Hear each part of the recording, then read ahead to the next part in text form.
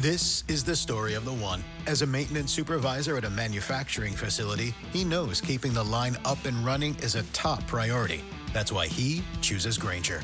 Because when a drive belt gets damaged, Grainger makes it easy to find the exact specs for the replacement product he needs. And next-day delivery helps ensure he'll have everything in place and running like clockwork. Call 1-800-GRAINGER, click Grainger.com, or just stop by. Grainger, for the ones who get it done.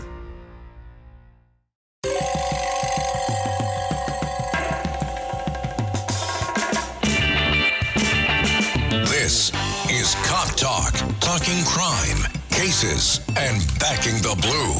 Now, here are your hosts, Captain Ed Mehmet and Detective Kevin Schroeder. Hello, everyone, and welcome to another episode of Cop Talk. I'm Kevin Schroeder, your host. I'm here with my co-host, the great Captain. Hello, everybody. Here I am again with a very interesting guest who we've had on before, and I think she has a lot more to say than last time. Before we start our show, I'd just like to send our thoughts and prayers to the family of Charlie Kirk. What a tragedy, what a shame, what a murder.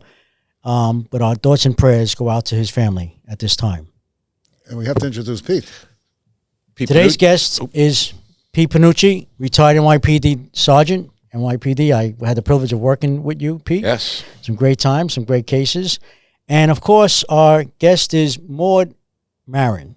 She's the Republican nominee for she's a candidate for the Manhattan District Attorney's Office. We'll be running against Bragg. I hope we get rid of Bragg. With that said, welcome. Thank you so much. It's great to be here. Great to be in person this time. So, Maud, can you tell our audience, our listeners, your background, where you grew up, where you're from? Yeah, sure. Originally a New Yorker. I was born here on the Upper East Side, but grew up mostly in Pennsylvania. Came back here to go to college. Went to law school, got married, had 4 kids, worked as a public defender at the Legal Aid Society. I worked in the Manhattan Criminal Defense Division. I worked in the Bronx. I worked in their training division, training new lawyers, newly hired public defenders, in the many things you have to learn to get into court, to be a public defender. And did that for a little bit over 2 decades, 22 years. Then I took some time off and my kids were in school and I got very involved in doing a lot of education advocacy with the public schools in the de Blasio years. De Blasio had some of the worst ideas across a whole range of issues, but in education his ideas were particularly bad. And I founded an education advocacy group and we did a lot of work trying to oppose his bad ideas and promote our better ideas and really the ideas of like making public school education excellent. And I decided to run for office and I ran as a common sense Democrat. I should also say I was a Democrat for 33 years.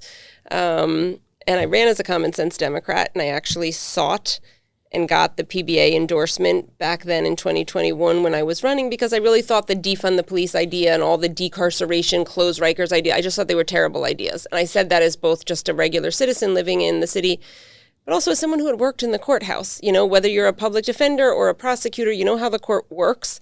And I thought the defund the police idea was radical, ideological, and just not sensible, right? It just wasn't, I still think the same thing. I mean, I think it's ridiculous.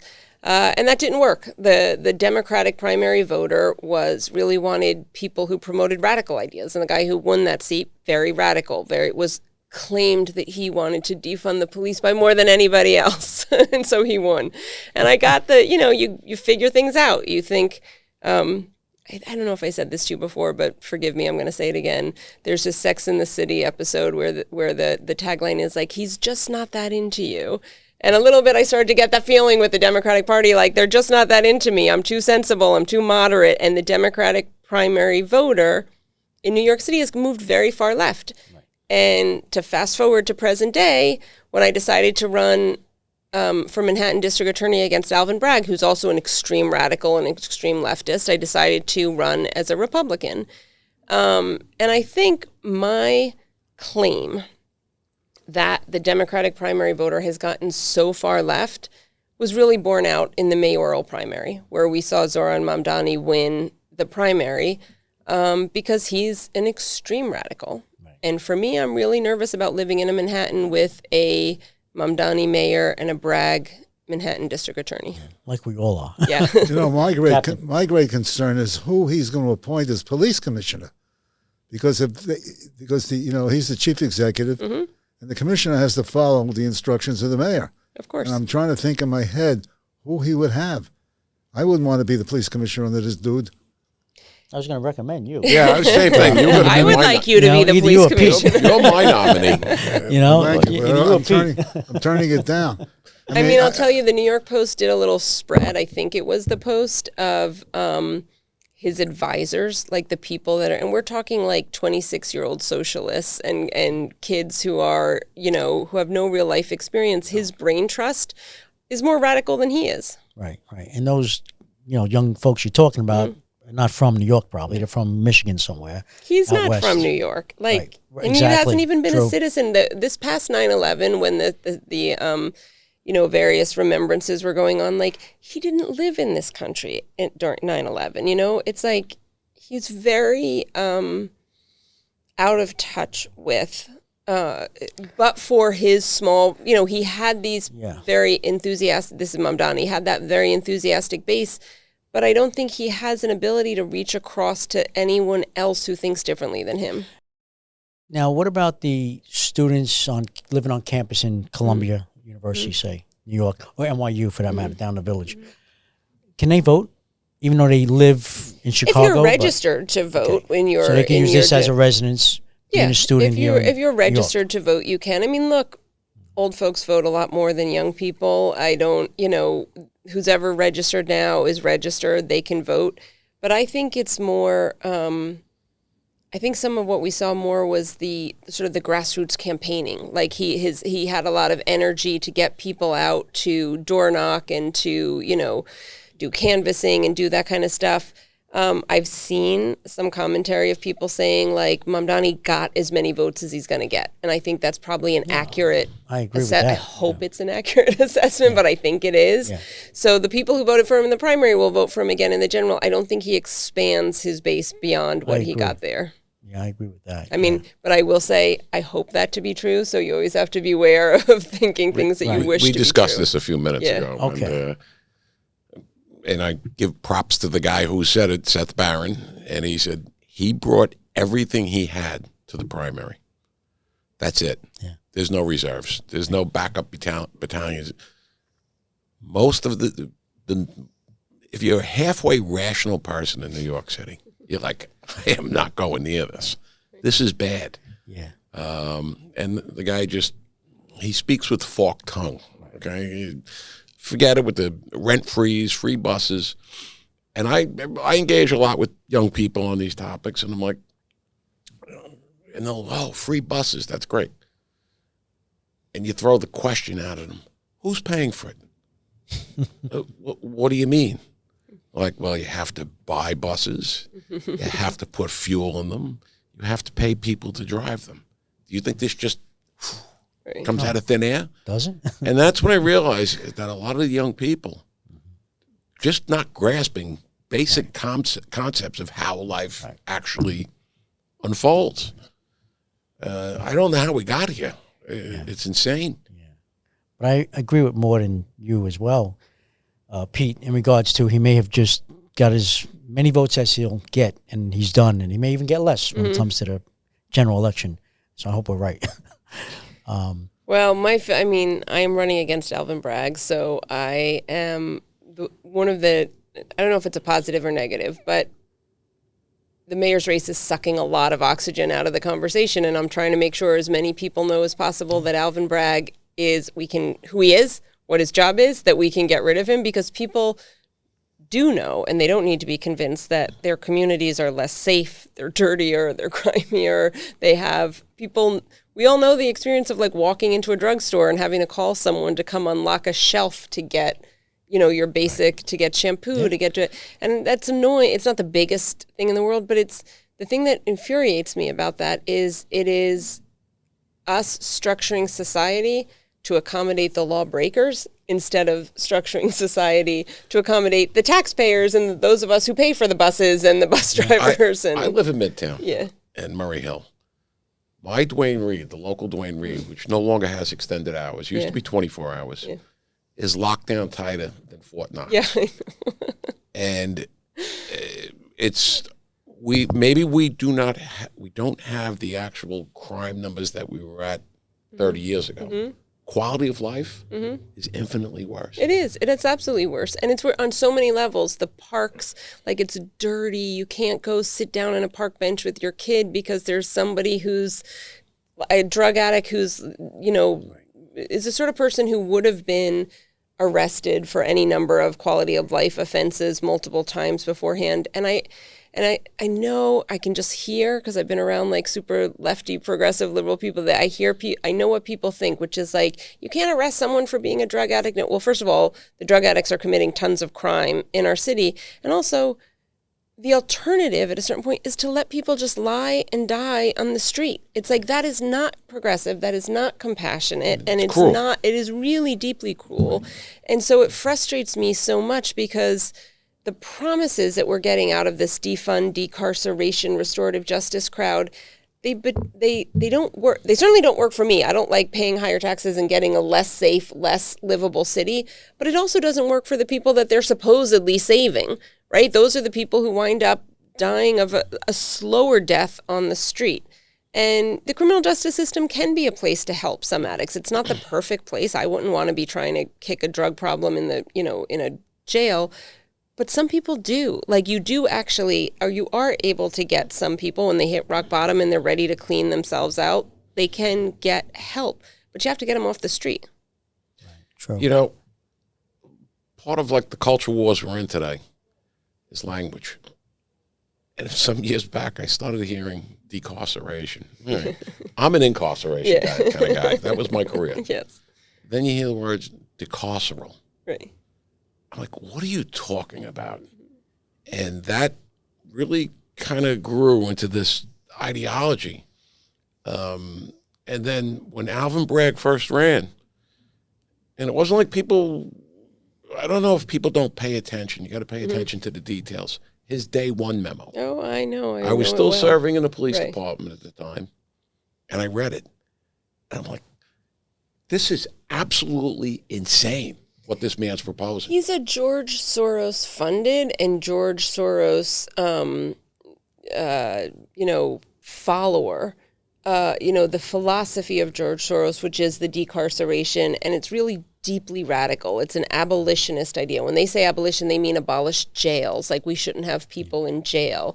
I mean, it's really, really extreme. So it's, you take these ideas out of academia, and then enough people get elected, like the DSA city council people we have who want to get rid of the gang database, and they say they want to defund.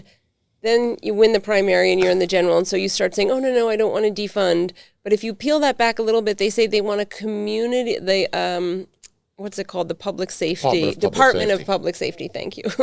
The Department of Public Safety. Social workers. Yeah, they want to send social workers to do a cop's job. We'll be I'm calling sorry, the police when they have a problem. Yeah, of course. Or just not going. They can't, I'm sorry, but when you have a violent, emotionally disturbed person attacking someone on the street, social workers aren't trained to deal with that. Like, there's no part of it. And if you hear Mamdani even now talking about it, his language, which is all this theoretical garbage that you learn in their like DSA meetups, is about how we have all these situations that we shouldn't send police for.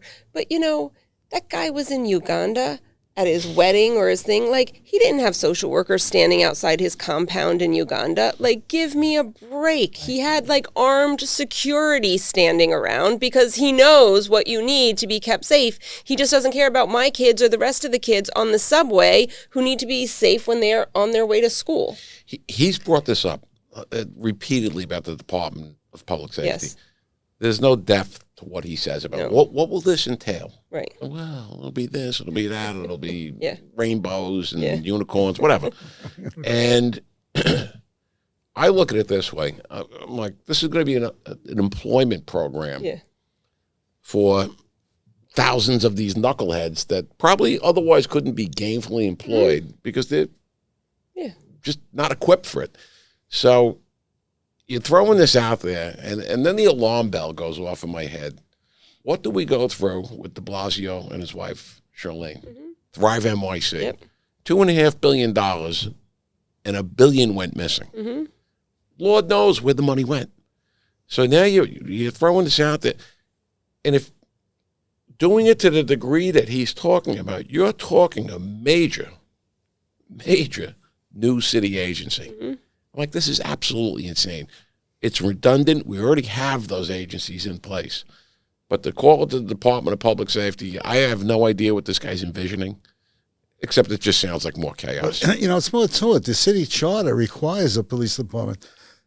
Am I correct? They'd have to change the city charter to do a lot of what they're proposing.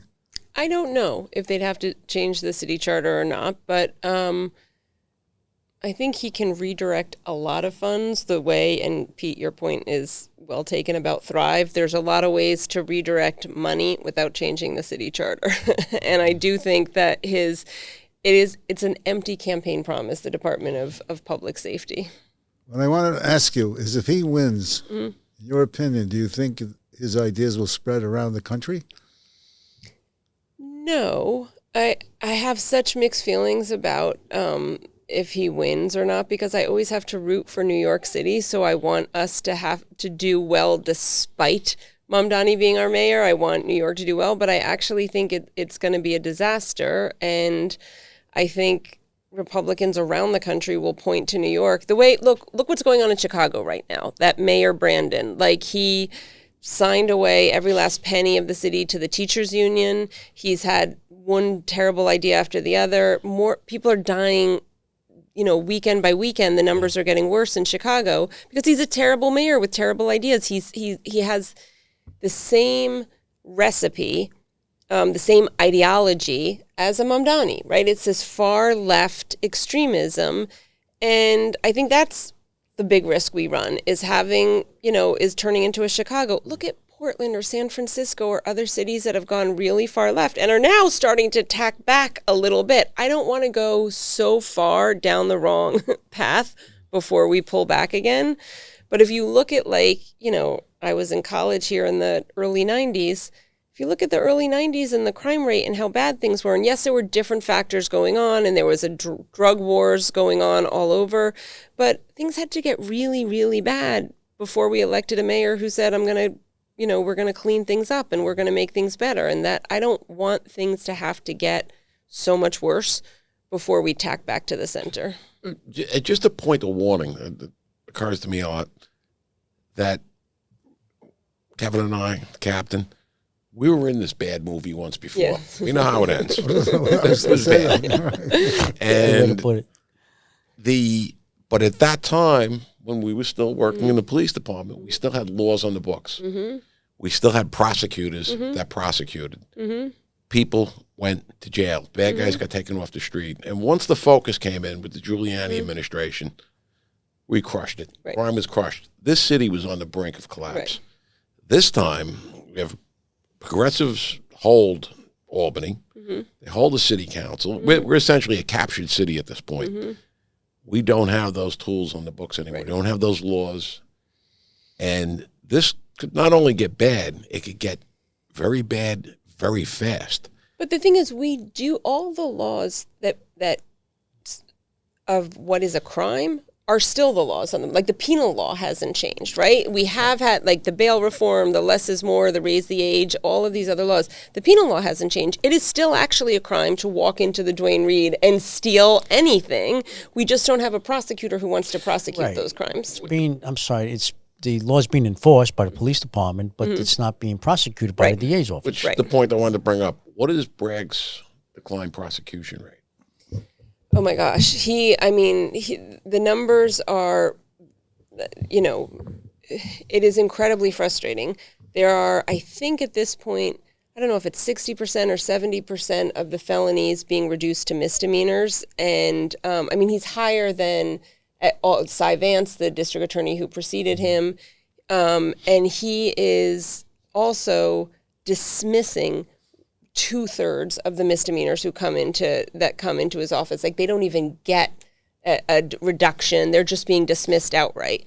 So, yes, we have laws on the book that changed in Albany that legitimately tie the hands of some prosecutors. Some of the discovery laws make it harder for them to, but there's nothing stopping him from prosecuting every petty larceny in the city. You can. It's a crime, and you can prosecute those crimes. His day one memo was a declaration of all the crimes he simply would not prosecute, including resisting arrest, which I still find, I'm like, talk about it all the time, I still find it, it's like saying, go ahead, be a lawless city to the criminals. And I think most New Yorkers really can see the day-to-day difference in what our city looks like because of Alvin Bragg, but not everyone knows it's because of Alvin Bragg. Not everybody knows about the day one memo. They know that there's more emotionally disturbed people who are violent and scary on the streets and on the subway. They know what their pharmacy looks like. And we know that our taxes go up while our quality of life goes down.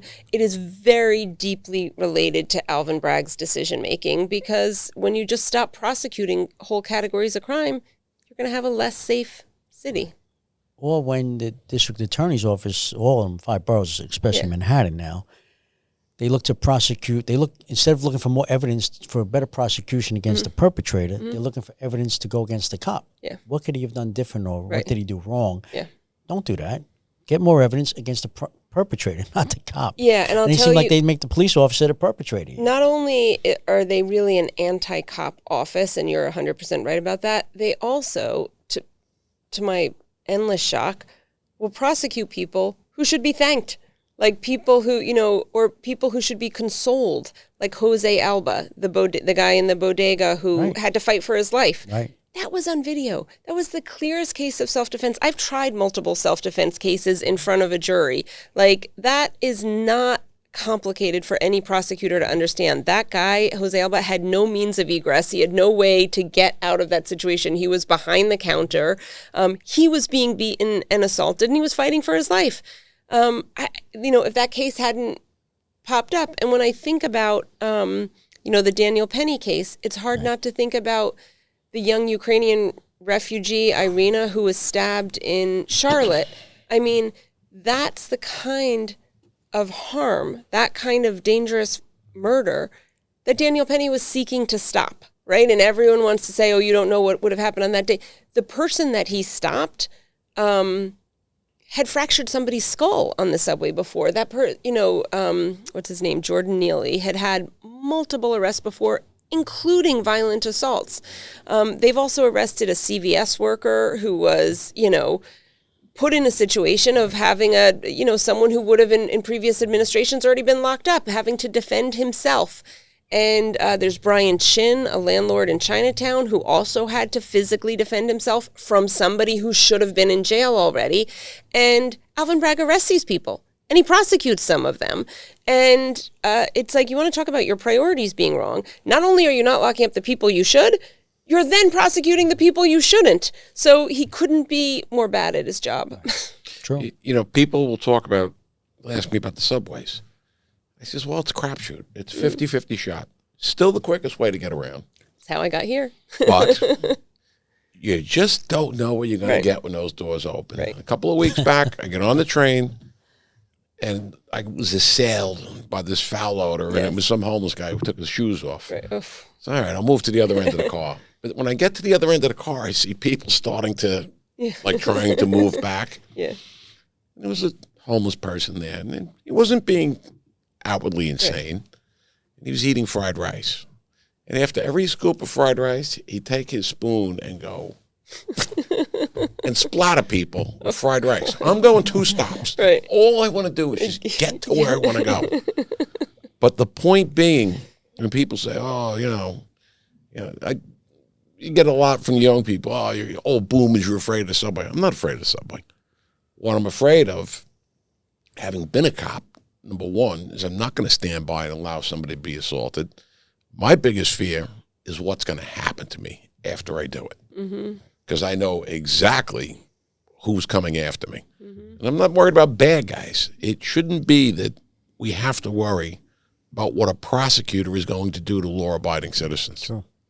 Getting back to the misdemeanors, he plays right into Mondani's hands. Of course. Because he said he wants to get rid of misdemeanors. I know. And so he could work with Bragg. The two of them, They're a deadly combination for our city. People will die on their watch. They're absolutely terrible for this city.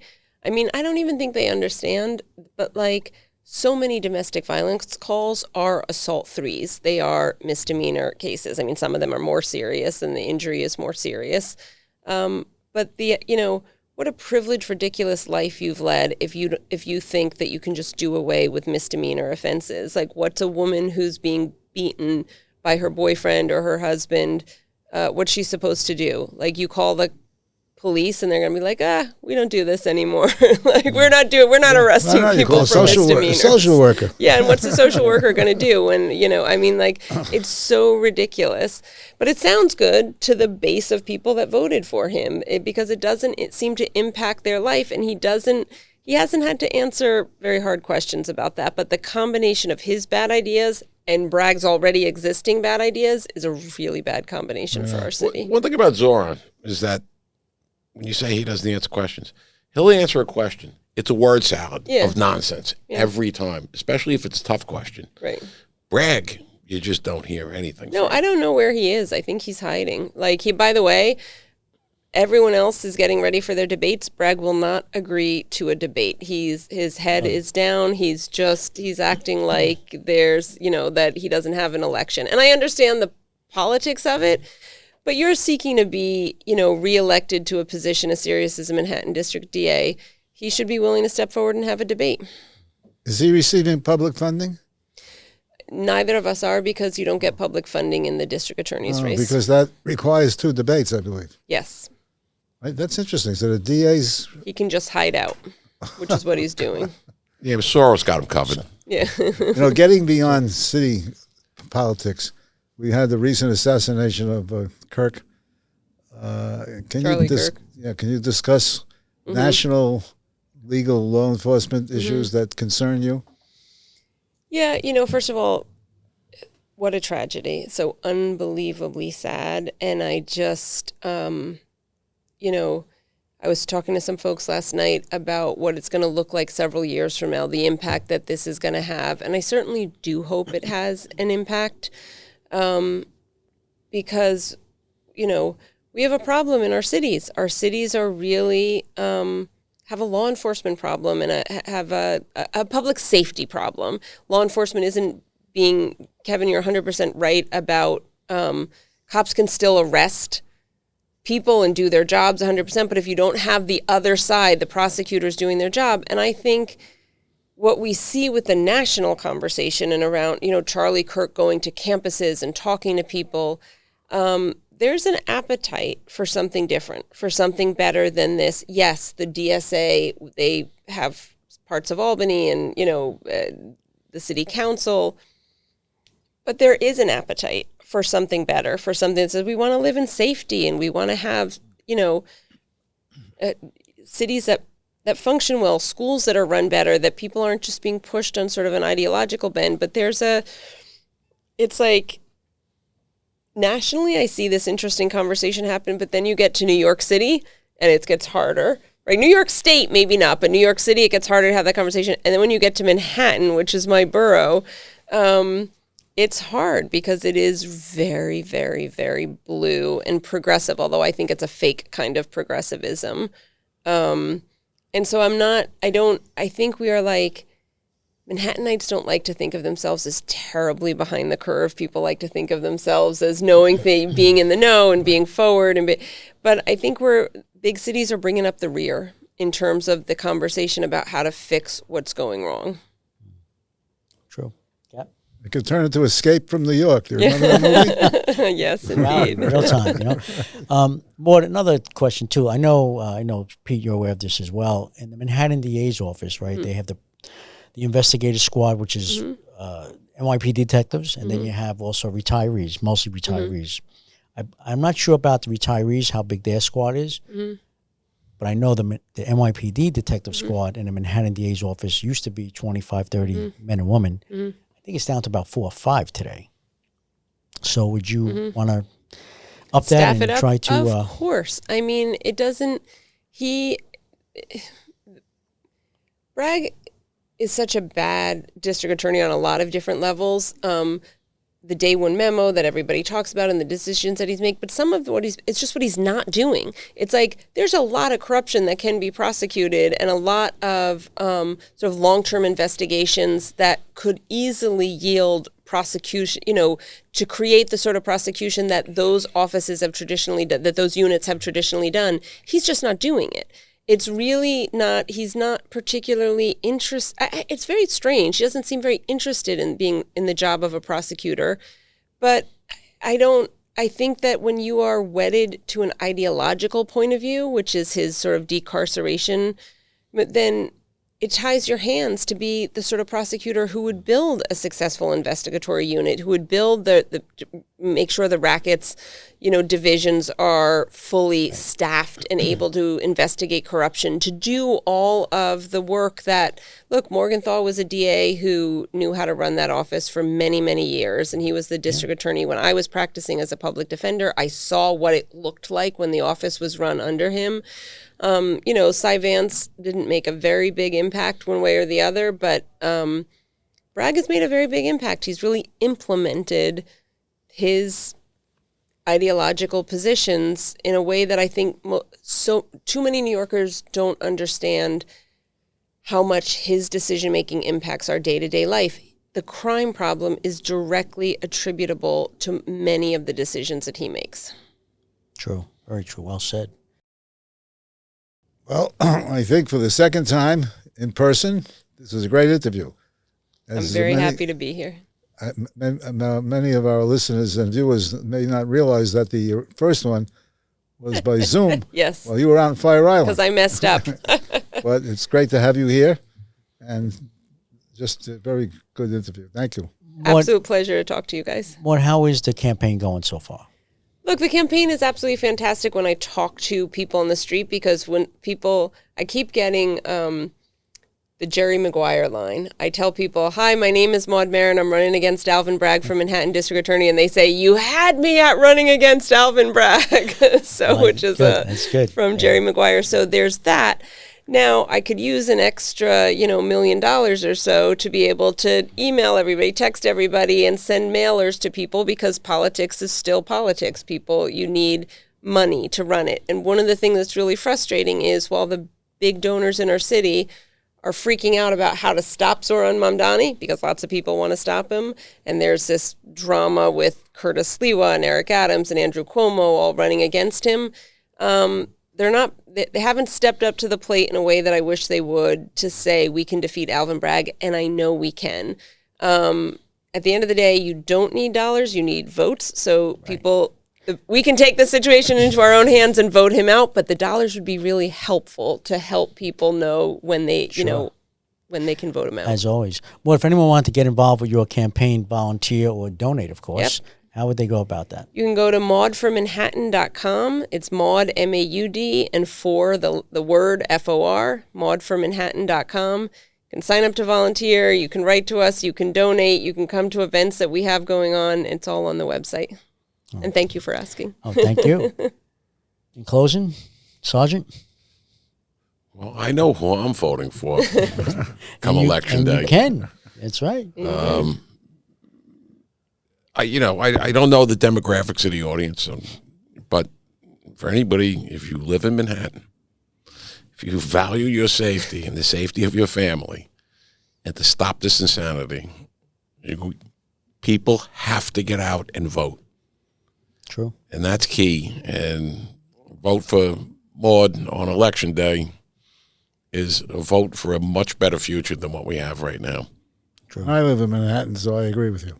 All right. You got a lot more. We're the majority, the Manhattanites. I love it. Yeah. Excellent. I want to raise Manhattan, but not here yet. Tell your not friends. Not back yet. Tell your friends. Friends and family. Friends and family. But Maud Maron, thank you very much for being here today. It's the Republican candidate for Manhattan District Attorney. We wish you luck, and maybe we'll have you on again before the election. Would love that. Thank you again for being here. I also like to thank the great Sergeant Pete Panucci. Thank you very much, Sarge, for being here. And of course, the great Captain. Great Captain. All right, the great Captain will end this session by saying thank you again. Thank you so much, guys. So I'd like to thank everyone for listening to another episode of Cop Talk. If you like what you hear, you could subscribe to Cop Talk. You could also follow us on X at Cop Talk WABC. That's at Cop Talk WABC. And, of course, all social media as well. I know, Captain, you want to talk about the social media? Yes, you can be viewed. Well, I believe it's YouTube and some others because you're being filmed. Yes. That's why I'm glad you're here.